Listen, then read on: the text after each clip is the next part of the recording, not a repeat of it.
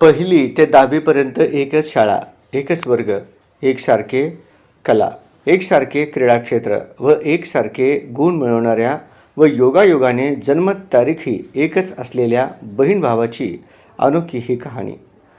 क्रीडा क्षेत्रात सातत्याने विविध उपक्रम राबत अनेक रेकॉर्ड आपल्या नावे करत क्रीडा क्षेत्राबरोबरच कोणत्याही शिकवणीशिवाय अभ्यास करून 30 ते 40% शाळेत हजर राहून इयत्ता 10वी बोर्ड परीक्षेत साईश्वरने 89.85% व श्रद्धा याने 88.20% गुण प्राप्त करून मोठे यश संपादन केले असून त्यांचे सर्व स्तरातून व क्रीडा क्षेत्रातील मान्यवरांकडून कौतुकाचा वर्षाव होत आहे.